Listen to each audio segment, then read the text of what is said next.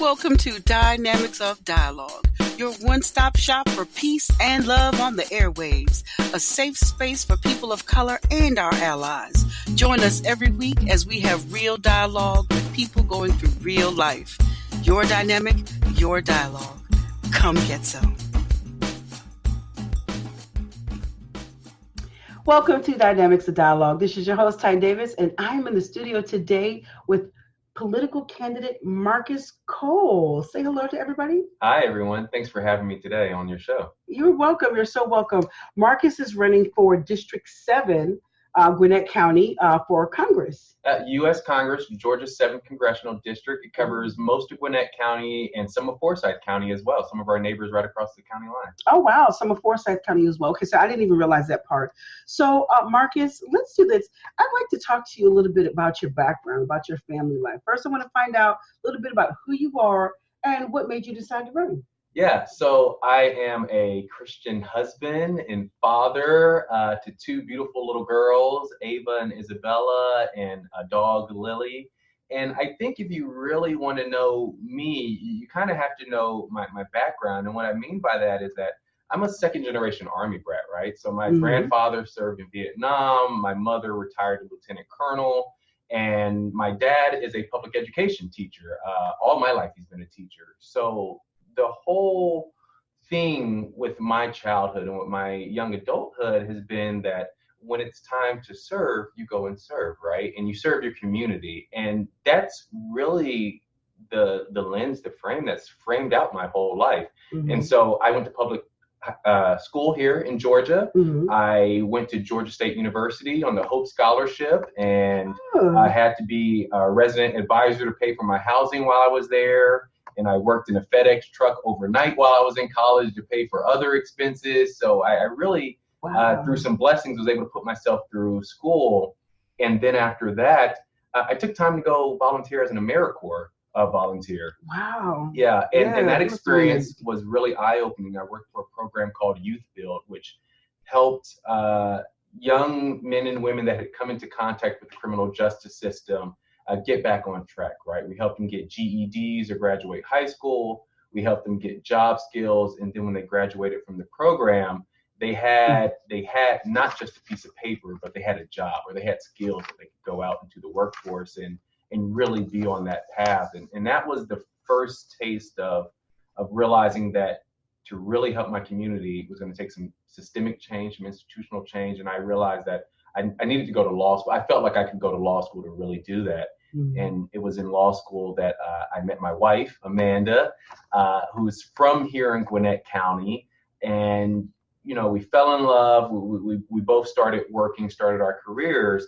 And when we wanted to raise our family, we decided that we were going to raise our girls here in Gwinnett County. And in fact, we live in the house that my wife grew up in. So it's really this idea of being rooted to the community. Yes. Having a family dynamic that my children grow up in the family home where family's always dropping in, dropping out. And this community, it's not, you know, just, oh, we wanted to be here. It's not just this is the easiest place to live, but we're rooted here. And when you have roots deep into a community, you care about that community. And that's part of what led me to running for office. That's so awesome. That, you know, I heard so much in that, and I did not realize that your mother was a lieutenant colonel. Yeah, lieutenant colonel, so U.S. Army, hoorah! Yeah, so you've got, and then your aunt too. My aunt retired from the Army. My uncle retired from the Army, and my brother is actually continuing the tradition. He serves in the U.S. Army right now. So wow, so this is like your family is just like a family of heroes, service people, and really heroes. Yeah, I say that because I know your mom and your aunt, and I know that they're very important people in the community. They do so much. Well, they do it in the community, and I think that's the important thing, right? It's serving the community, right? Yes. It's this idea that leading by serving others. And I mean, when your uncle, your aunt, your mother, your dad, when all your life you've seen people go into communities and say, how can I help? It becomes a part of who you are. Yeah, it really is. And I sensed that about you when I met you. That was pretty interesting experience. So I'm just such a fan when I hear you talk about the work for people in and out of incarceration. And I talk about people getting the GEDs and things like that. I have, older brothers. And I look at what they've experienced as men, not just that, really any group of people that's disenfranchised. They need a sense of equity. They need to feel like they can make change.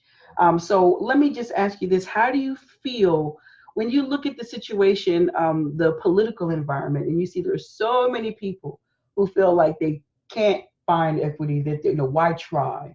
Why vote? Why should I come out and vote for Marqus? Because the system is always going to stay the same.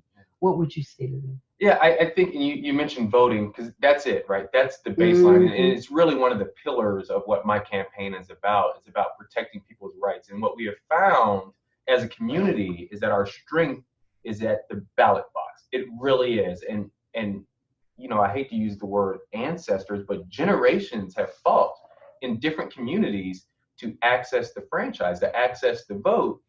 And here's the trick. Here's how you know it's so important. Because the people with power want to take away your right to vote, right? So they want to keep you from registering. And then if you register, they want to make it harder for you to vote. And then if you vote, they don't want to count your vote. So that, I think, whenever I talk to young people, whenever I talk to communities that don't traditionally vote in high numbers, I always say, if your vote is so powerless, is so weak, why do the people with power want to try so hard to keep you from voting? And usually it takes a second, and people are like, yeah, I don't know, I've never thought about it like that. It's about thinking about it in a different way, right? And I think that the reason voting is so important to me in protecting the vote is because once they've taken away your right to vote, then you have no voice in the system. And then here in Georgia, what you see, they come for your reproductive rights and reproductive justice. They come for economic rights. They come for your criminal justice rights. And so really the bedrock of our American civil discourse here is who has the power to vote. Not only that, when it's who has the power to vote, who exercises the power to vote, and then it's also, I think, particularly in Gwinnett County, what we're looking at right now, what we allow to be okay. Yeah. Because right now, today is Sunday. Yeah. Today is supposed to be the day those ICE raids are beginning, and I've read reports of ICE renting vans to go around and round up people, and it really makes me feel like it's a little bit scary, because it makes me feel like we're so wrapped up in feeling powerless or busy that we're kind of watching something really tragic happen on a national scale, and it's happening here, but because we don't see tragedy, we're not paying attention. So what would you say to people that if we're so busy and we don't see why we need to vote, we don't see why we need, and I bring up ICE because if we don't think for 1 minute, you're an attorney, you can tell me if I'm wrong, and I'm sure you're not.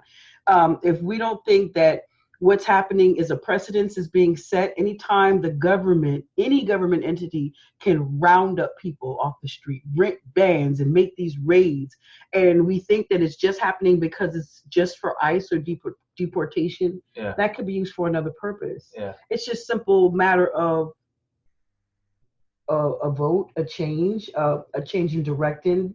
There are people who are citizens that are being rounded up right now.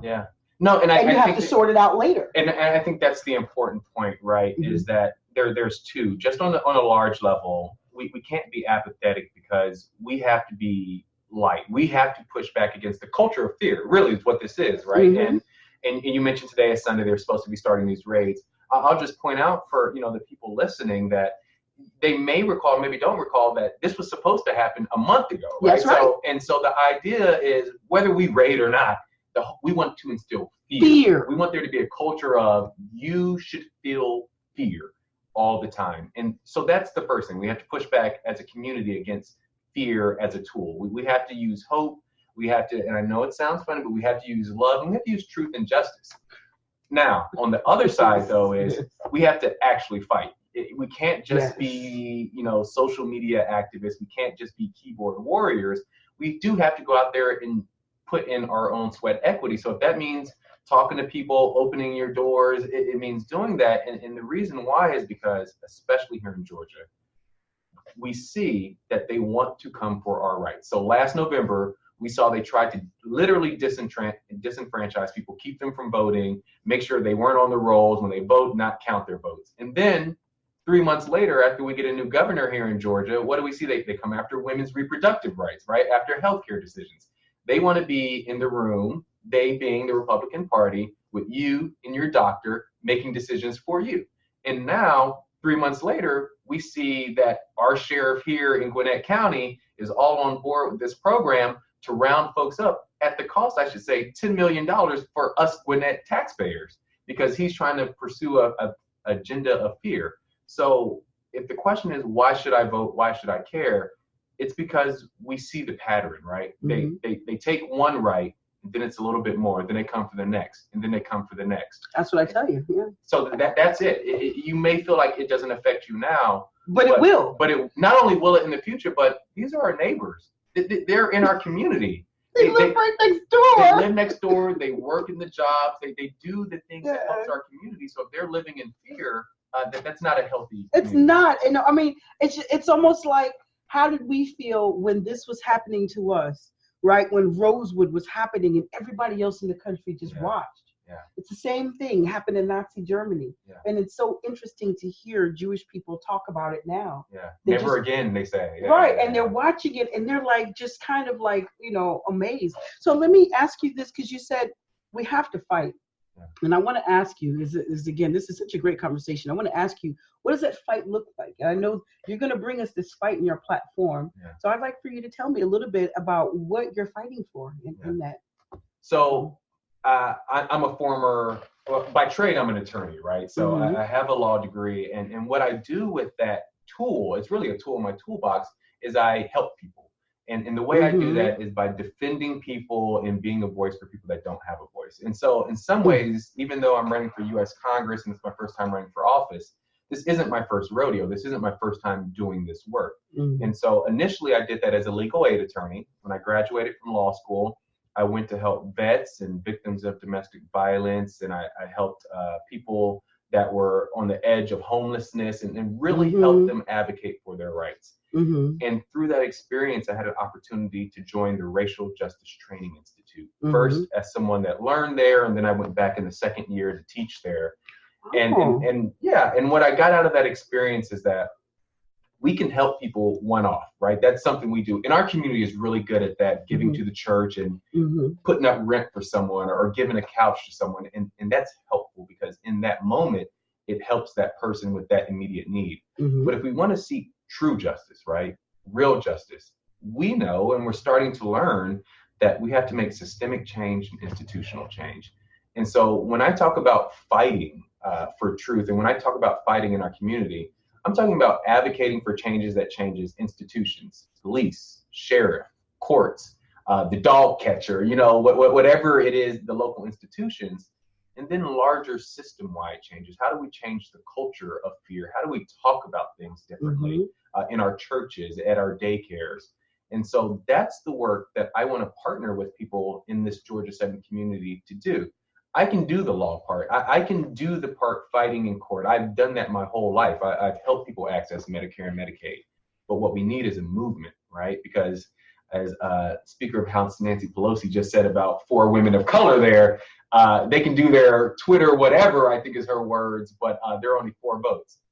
Fair enough. If I win, I'll only be 1 vote. But if I can go there with my movement of people here from the Georgia 7 that are advocating for change and be the voice for them, that's how we make that real change. Yeah. And I'm so glad that you said that too, brought up that Nancy Pelosi point, because the other thing I think that's really challenging for a lot of people is that there are Democrats that have let us down. Boy. Yeah. There are Republicans but I think the difference is that we haven't, because Republican Party has been so conservative, we haven't expected, decency. Yeah. Out of this out of that side of the aisle. Things like the comment Nancy Pelosi just made towards AOC. Yeah. She's the country sweetheart right now. That's the last thing you want to do. Is you're going to have a whole hive against you. Yeah. So really, because these people represent a lot of hope, they're not holding the status quo. They didn't get into office and say, okay, I'm going to sit down and shut up now. They're all of them. Yeah. These 4 women they're all my sheroes because I cannot even speak highly enough about each one of them as individuals. So what would you say to that? Because there's a lot of people who are struggling with who to vote for because they feel like even Democrats who are supposed to be typically more on the side of fairness, even jabs like this. Yeah. What would you say to people like that are really struggling, that are even, because when people lose faith in both sides of the aisle of the 2 biggest parties there are. Yeah.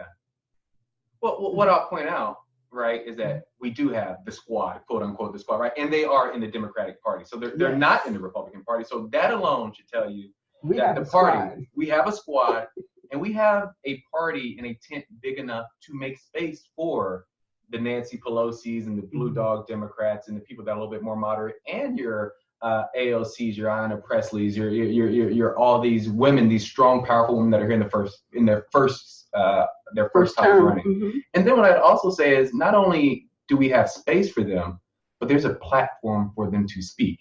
So when Nancy Pelosi talks about the Twitter whatevers, what we're talking about is 4 million people, right? Right. That's a community. Oh, that's like a country. There are countries with smaller than 4 million. So, one of the reasons I am running in the Democratic Party and I'm proud to be a Democrat is because I know that not only do we have space for a party that looks different, thinks different, but we have a platform for those people once they get into the party. And this is what I'll say just finally about that kind of that intra-party thing you see in the news, right? We are united as a party around the idea of serving people first over profits in business. People over profits. People over profits. Second, we are not for putting children in cages, right? There's a party that's for that. And if you're comfortable with children being in cages, this isn't the party, and I might not be the candidate for you. And I'll make my peace with that.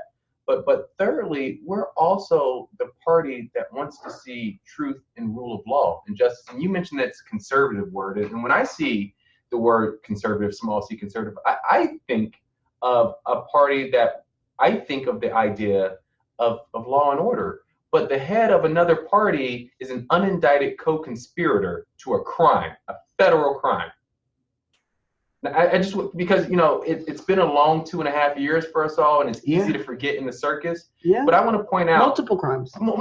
But there is actually a case where he is an unindicted co-conspirator for a federal crime, and he's leading the free world.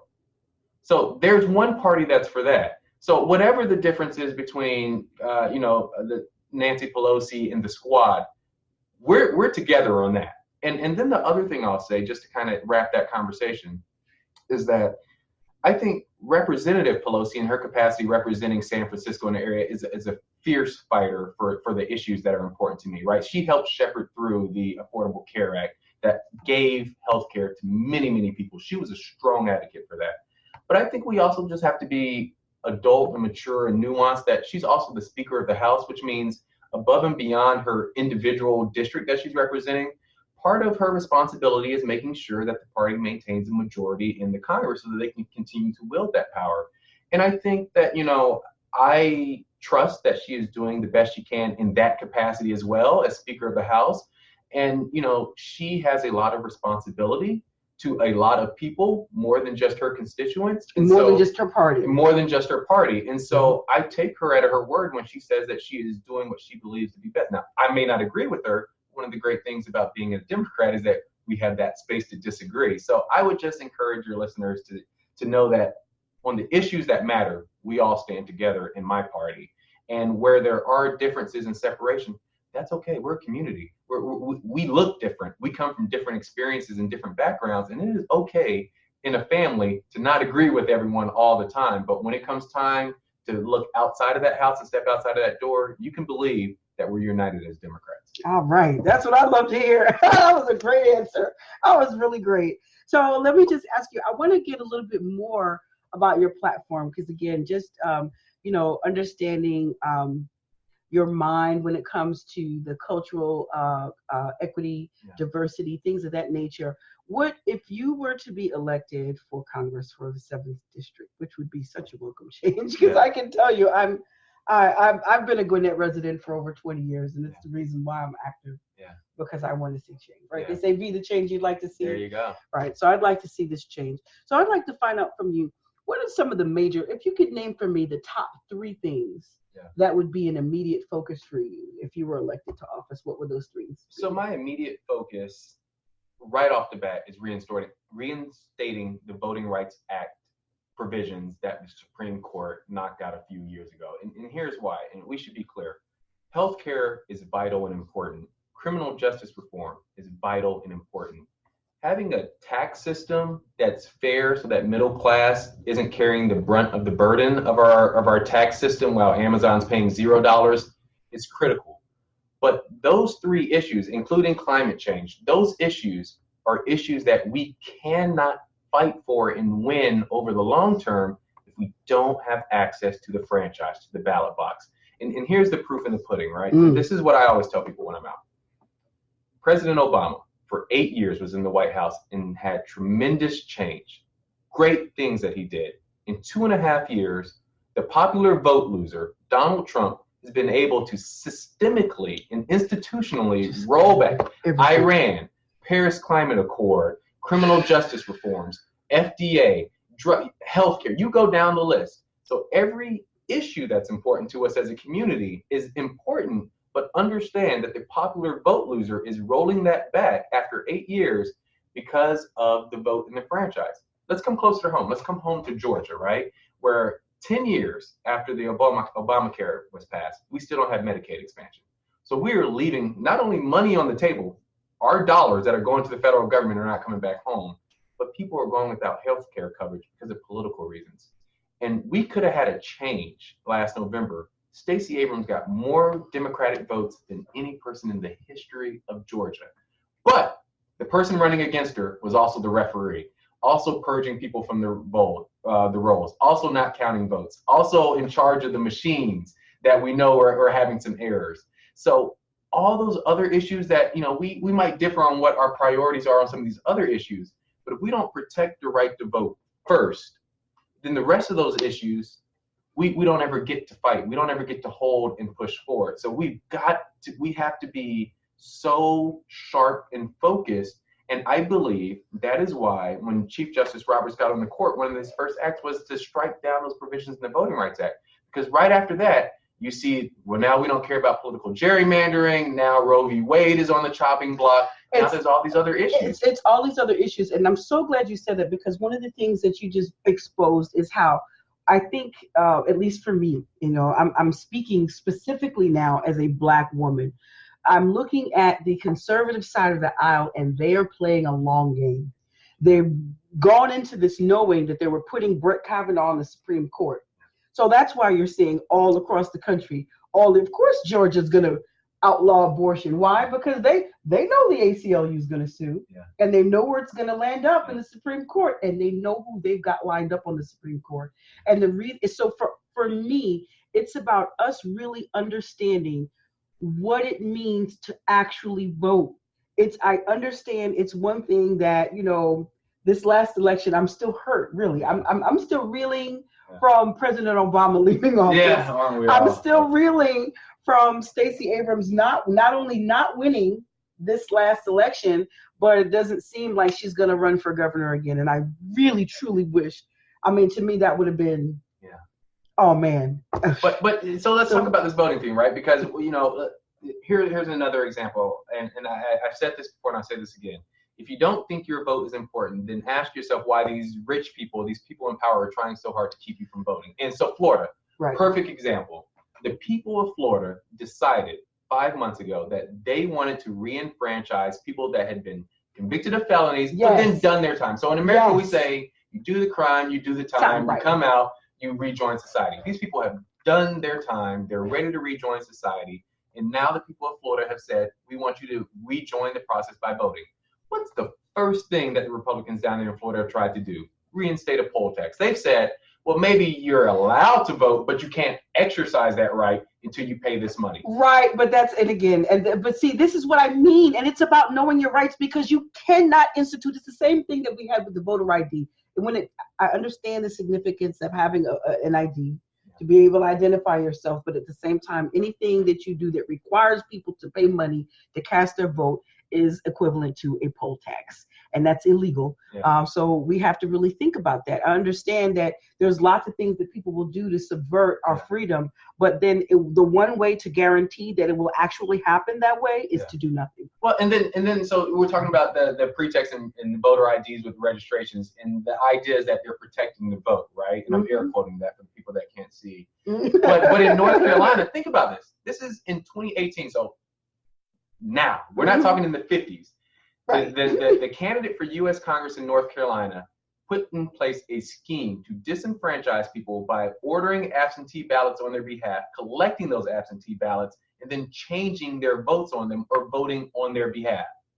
They have to redo an entire federal election because the Republican Party and the candidate wanted to and literally stole the votes from underneath people. So when I went to vote this last election, I cast my vote for the candidates I selected, and sure enough, they split right back over to the other candidate. Had I not looked at it, had I not paid attention and made sure, I would have cast a vote for a wrong person. So, let's talk about that, because for me, again, that's still really, you talked about the tax system changes. Are you talking about mandating that, if the next election comes, as we go through these elective processes, that whoever is Secretary of State, if you're going to run for office, governor, you period, you can't, not just governor, if you're running for office and you're Secretary of State, you shouldn't be allowed to hold that office. So, what do those things look like legislatively? How do we make that stop?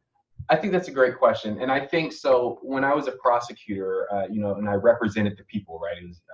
On behalf of the people. We had this phrase we would use, the appearance of impropriety. And what that meant was that even if you hadn't done anything wrong, if it just looks wrong, if it looks wrong, because you're protecting the public trust and you have a responsibility to not even give off that appearance. So, and I don't want to cast aspersions. I'm not in these rooms, but what I will say is that having the candidate for the highest office in the state deciding who gets to vote for him in that race and deciding what machines are used for that race, and then deciding if anything has happened. And we should point out for people that don't remember, because so much has happened, a week before his actual election, he was the boy that cried wolf that someone had hacked the system, and that possibly Stacey Abrams had done it. Come to find out 5 days later, it was just a breach that his office had left open. I won't even mention, I can't say I won't mention, but I want to also hold space for the fact that at the time that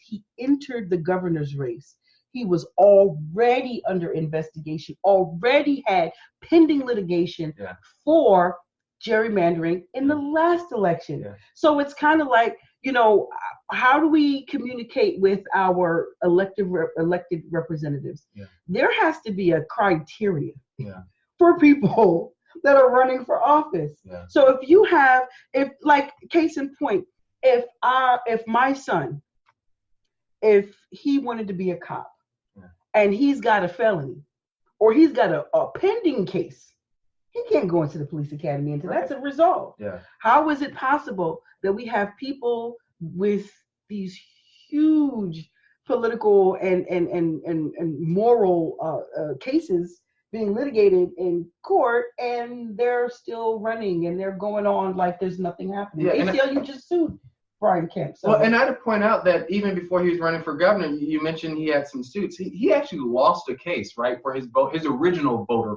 purges, right? So he had, for the people that don't know, Brian Kemp was planning to run for governor for a long time, right? Mm-hmm. And so Stacey Abrams, before she was our candidate for governor and was just a minority leader, she had this project where they went out and registered a lot of people to vote, and they were helping them get their franchise. Brian Kemp had this perfect match system, which for what I would call arbitrary reasons purged people from the voter rolls and didn't allow them to even be registered.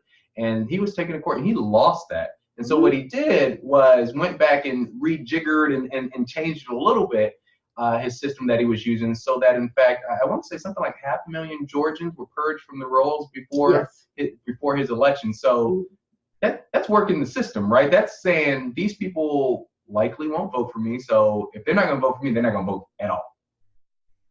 And that's that appearance. And so I think, I'm running for U.S. Congress, but I know a lot of my friends that are here fighting for us here in Georgia under the Gold Dome are fighting for legislation that would require some type of wall or some type of recusal process, so that if you're going to be running for a higher elected office and you're the Secretary of State, you have to put some division, there's some separation there, so that you're not at the top of the system for electing someone and you're trying to move up the ladder at the same time. Yeah, those because, for me, as a person that's had my career in private business, I look at politics and I would say these people wouldn't survive if it wasn't for favors and things of the graces that they get. They just would not survive, because literally looking in, the systems that they create are literally not sustainable. It's the reason why we're in. Every time we have a Democratic president, we end up with a surplus. And every time we have a Republican president after the first term, that surplus is gone and our debt just increases.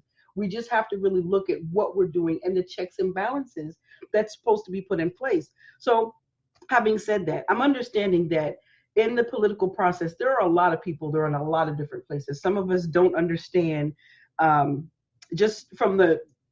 of my listeners don't even have a good idea of how politics work. They don't understand who the folks that are elected. Like I talked to some that didn't realize the sheriff was an elected official. Because I understand these are things that we've gotten so far away. It's not like they push this type of information in school. There's not a lot of spaces to have these discussions. So I think for one thing I want to get from you is kind of clarify, what is the scope and the range of somebody that is running for your position, running for Congress? Right. So if we look at what's reasonable, because I think a lot of times what we get in voting is we expect certain things of a candidate that are outside of their scope, that are not realistic. It's not the way the law might work or whatever have you.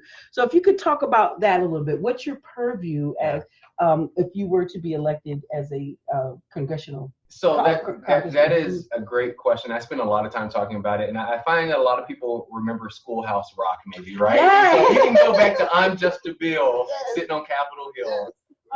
That's it, right? So I'm running for Congress in the Georgia 7th Congressional District. I alluded to this earlier. It's about 174,000 people that would be in that district, covering Gwinnett and some of Forsyth.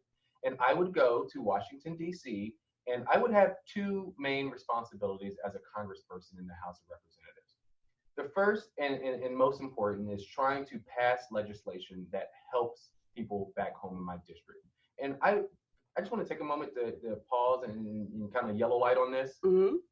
I believe, personally and politically, that the people in my district are more than just the people that went out and voted for me, right? So that's the first difference between me and the people on the other side of the aisle. Mm-hmm. I represent everyone in the district, not just the people that vote for me. But having said that, my first job would be to pass legislation that helps people protect healthcare, access healthcare, expand healthcare, fighting for criminal justice reform, fighting for climate change policies that help protect and steward the environment for the next generation. Those types of policies, increasing minimum wage so that people have a livable wage and have dignity in their work.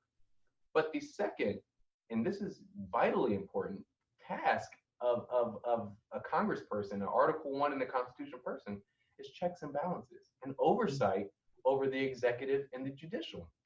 And what that means is having inquiries, having hearings, finding out if the administration, the executive, the president, is doing what they're supposed to do with the money that we're giving them. And I think what we've seen over the past 2.5 years is that they haven't been. And it's only been 5 months or 7 months now, it's July, as we're recording this, since the Democrats took back over the House. Mm-hmm. But you've seen them bring people there, ask them the tough questions, and what we keep finding and exposing is a rot, a malformed idea of what they're supposed to be doing, and really just using the government to their benefit and to the benefit of their friends. As we're recording this just last week, a secretary had to leave his position because he gave a sweetheart deal to some billionaire many, many years ago.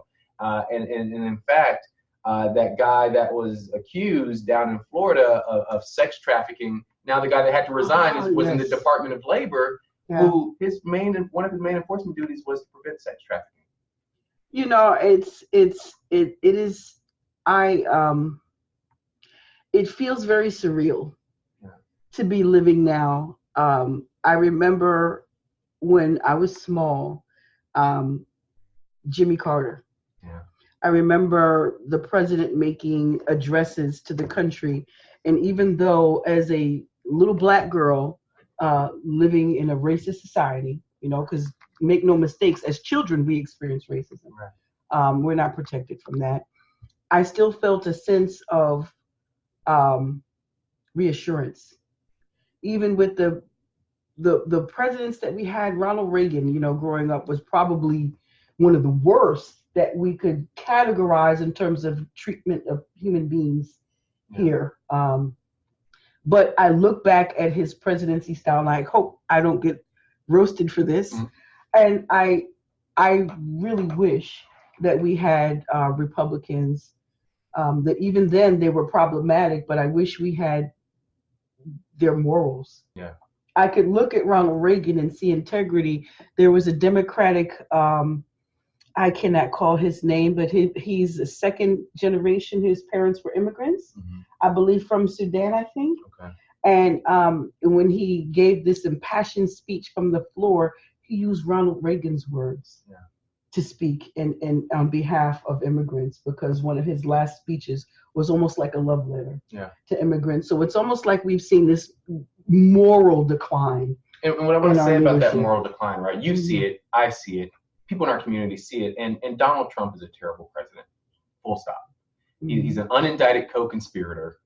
He's a man. Predator. He's a predator, self-admitted, on tape. We all heard it. But beyond that, right? And here's the real point. This is one of the main reasons I'm running for office. Rob Woodall, who has sat in this seat in the Georgia Senate for nearly a decade, sees the same thing you and I see. And Paul Ryan, who was the Speaker of the House before, and all these Republicans see the exact same thing. And their response is terrible.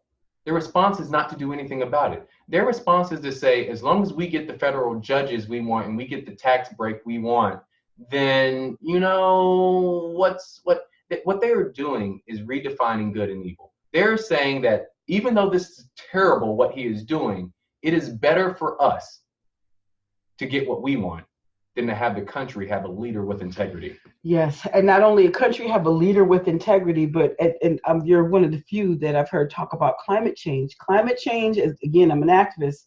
If we don't understand anything, the face of activism very soon, within the next year or two, it's really happening right now, is environmental.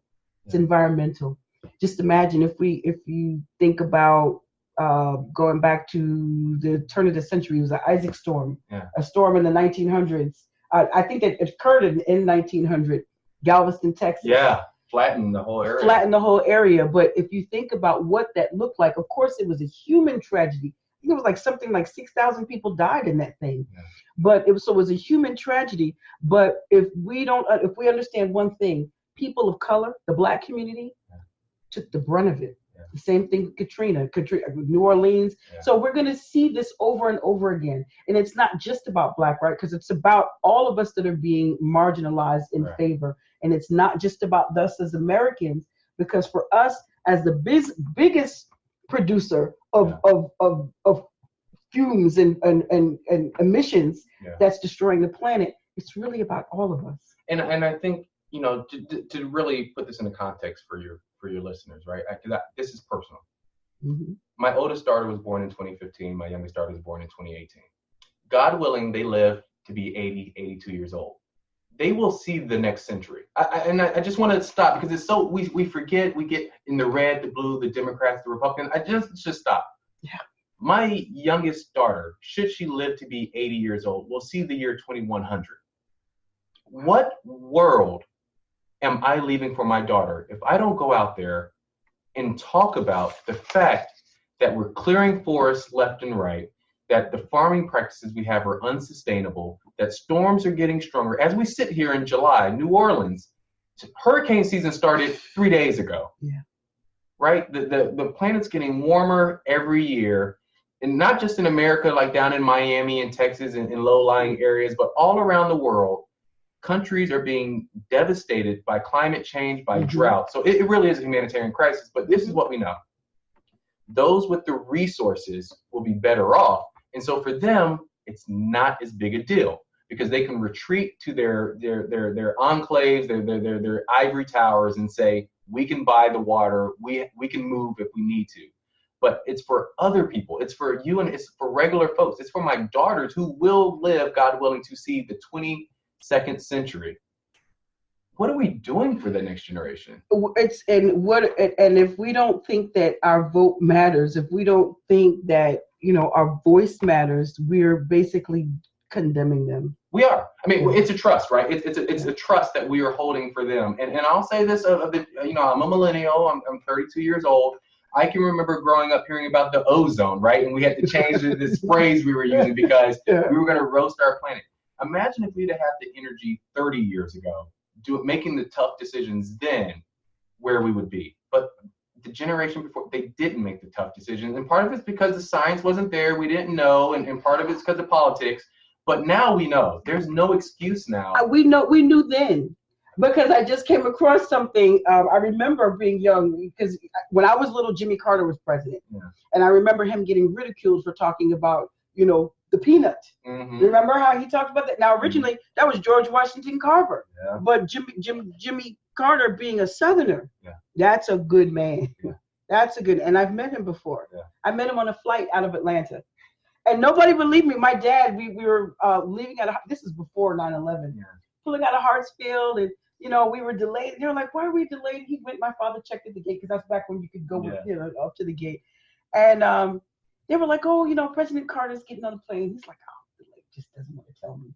And sure enough, maybe about 20 minutes into the flight, here comes President Carter walking down the aisle to shake everybody's hand. Yeah. So that was a highlight for me because as a child, he was one of my heroes. Yeah. And I just imagine what would America be like today if we embraced the peanut for energy, for fuel. Yeah. These ideas long ago, and finding out that there are actually reports coming out that these are things Exxon executives, these executives, they knew this stuff. They've been sitting on this stuff for years. Yeah. And you're absolutely right. And I'm so glad that you brought out all these points, and it's important to share the story. I think Marqus is an amazing candidate. I'm personally going to support him, even if you don't. Just listen to what he says, because what he's saying is it's so critical to our understanding of how we can impact changing our future. If there's nothing else that we understand, whatever it is, even I hate to say, I don't even want to say it doesn't matter who you vote for, because the man sitting in office is proof that it does matter who you vote for. And whatever the issue of the day is for you, whether it's healthcare, it's taxes, the economy, I've alluded to this before, it starts with voting, but really what it comes down to me and my faith is that I was given an opportunity and I have to be a good steward of that opportunity. What do I do with the resources, my degree, the money, the small business that I own in the 7th district? And if I am not using that to serve others, then I'm misusing it. I'm not being a good steward. And others, I focused on my daughters because, God willing, they'll make it to the 22nd century. But I have neighbors right now, in the community. They're suffering in the community right now. And so ultimately this run for office is more, it's not about red and blue, Republican, Democrat. It's not just these issues. It's about, how do I love my neighbor, right?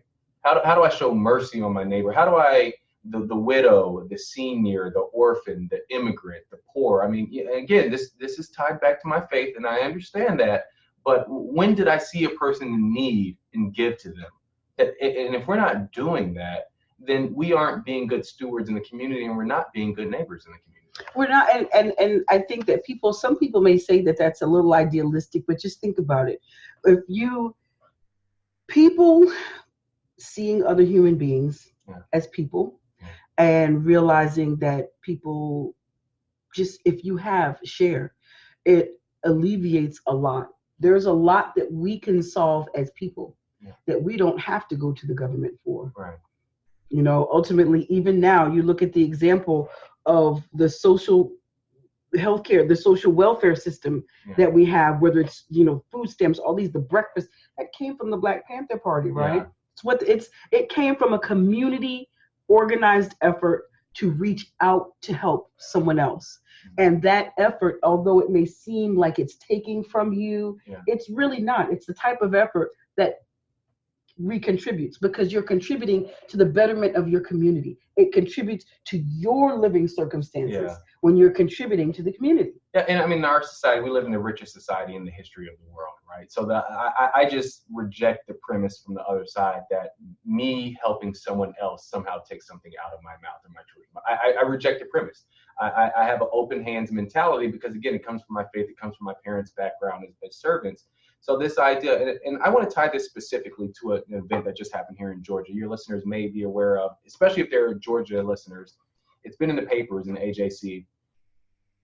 17,000 people were almost kicked off of Medicaid 2 months ago, right? Because of an error, right? These are people that have worked hard, paid into the system. They were on Medicare or they were on Medicaid, and because of an IT error, were about to be kicked off. 17,000 of them. Now, there are advocates all over the state of Georgia that launched in to help save their health care. And ultimately what happened is that not only were all 17,000 of those people reinstated, but also the next generation or cohort of folks that were about to get kicked off were given time to get this problem fixed as well.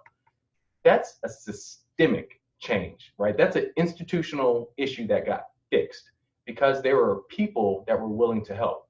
And so I just want to point out that, you know, this isn't just pie in the sky. These are 17,000 of your neighbors here in the state of Georgia that were about to go without insulin. They were about to go without getting treatment for dialysis. People that were not going to be able to see their primary care physicians. Those are grandmothers. Those are grandfathers. So those are brothers and sisters. So, you know, you talk about the story of the Good Samaritan that sees someone in need and takes care of them and says, whatever else he needs when I come back through, I'm going to pay for that as well. That's the mentality. That's the ethos I think we have to have for each other as neighbors, which is that if I see you suffering, I'm going to do something now in this moment, yes, but also in the future, if there's anything else you need, I'm going to cover that too. And I think in our political discourse, so much what I hear out in the community, especially, and I talk to everyone. I talk to Republicans, I talk to Democrats, I talk to white people, I talk to everybody. Because again, I go back to this idea, I'm going to represent everybody. And what I've heard from people is, well, you know, I give to my church, or, you know, when I see someone on the street, I give them that. And that is great. In that moment, you have met that need. But understand that need is a part of a larger system. Of a larger system, that's right. And so if we are not willing to point out what that system is and then go fix that system, our meeting a person's need in that moment only ever does just that. And so that's what the run is about. That's what the run for office is. How do we protect people's rights? How do we expand equity and justice and truth to people so that we're changing the system?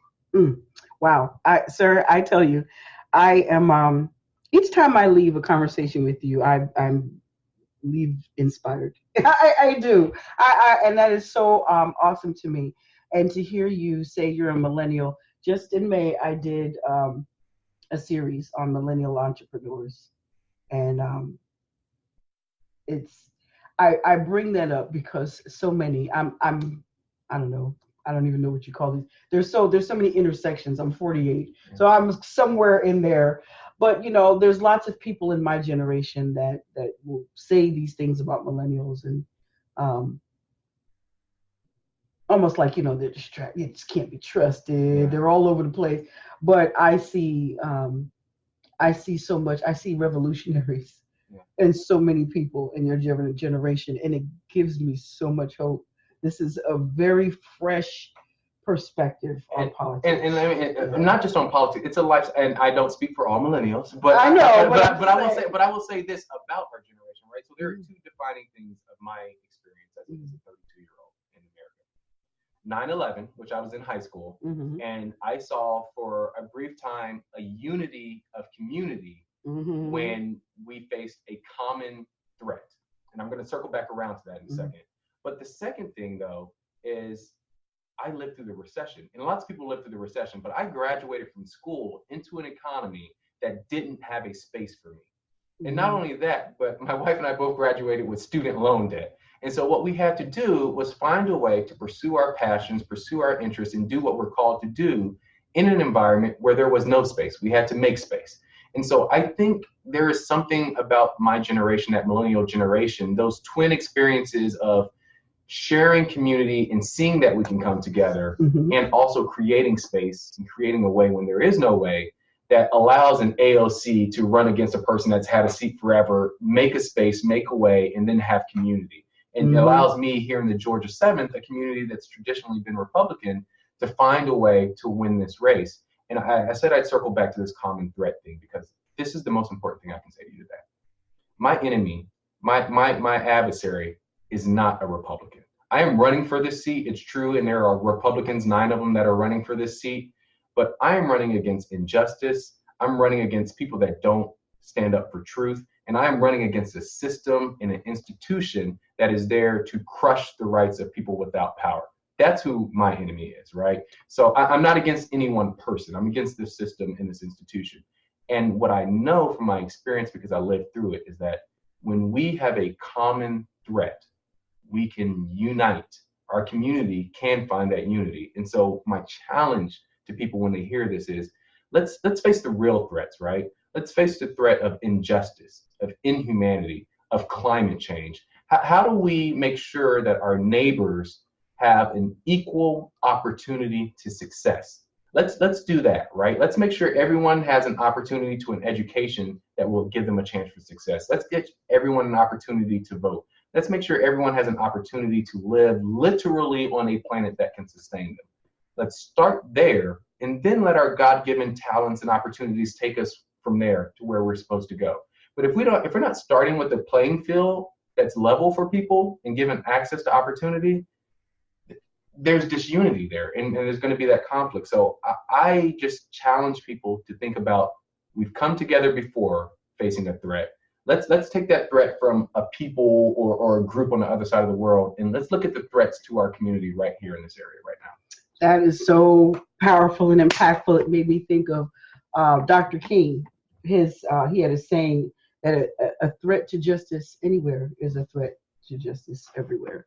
So that means if one of us isn't safe, none of us are safe. I have immensely enjoyed this interview time with you. I have immensely enjoyed hearing about your thoughts about your position, your platform. Do you have any parting thoughts you'd like to leave? Yeah, I would just like to thank you for your time and the opportunity to talk to you, talk to your community, talk to your listeners, because I think the only way we're going to have this movement do what it needs to do is being in discussion with each other, being in conversation with. If we're not talking to each other, then we're not united. So that's the first thing.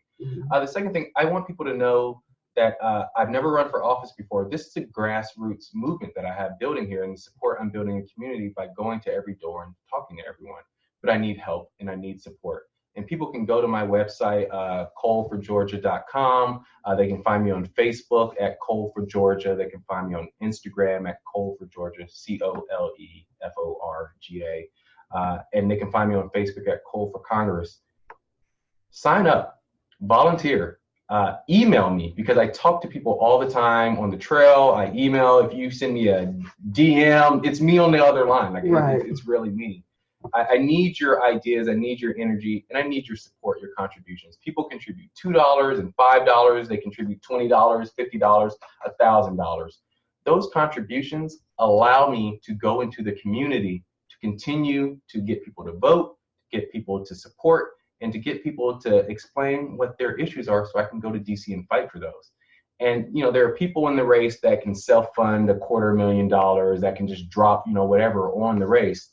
That's not me and my wife. We're people that sit around every month and do our budget, student loans, daycare, pay the bills. And then we say, what we have left over, how can we use this to help people? How can we use this to go out here and run this race? And then that's what we do. So I'd love to have your help. I'd love to have your support. I'd love to have your information. You can find me online. You can find me in Gwinnett. I'm in Forsyth. I'm everywhere. talking to people about why this race is critical and important, because there are two paths. There's a path we're on now that's leading us to disunity, where people are really hurting, but there's another way we can go. Mm-hmm. And I believe as a movement of people, we can get that other path. And that's what I'm here for. I tell you, I'm speechless. It takes a lot to leave me speechless, because I always have something to say.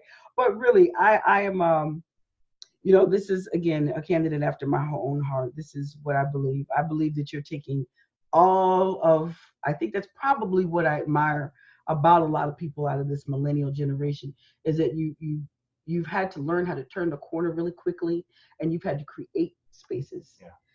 So to come into a person like this in my head, because I'm like an architect, so I see people that have this way of thinking that they can create spaces out of nothing and make it successful. I think that's the type of person that you want as a leader, type of person running an office. And I say that for anybody, I'm including myself. That is definitely the type of leader. That's the type of leader I believe in being, because these are the people that can solve problems and that will use all of their resources to solve problems. And I believe in that. So once again, I hope that you have enjoyed the show. I want to remind you, please, our presidential primaries are March of 2020. And in Gwinnett County, we have our sheriff primary. We have a local primary where we elect a sheriff in May of 2020. So I want you all to be vigilant.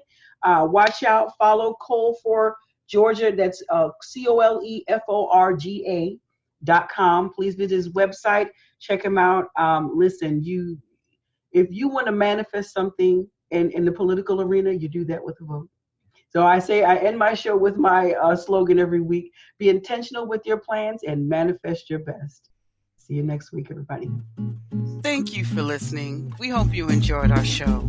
Tune in every Sunday at 3 p.m. at officialdfd.com. Follow us on social media at officialdfd. Your dynamic, your dialogue. Come get some.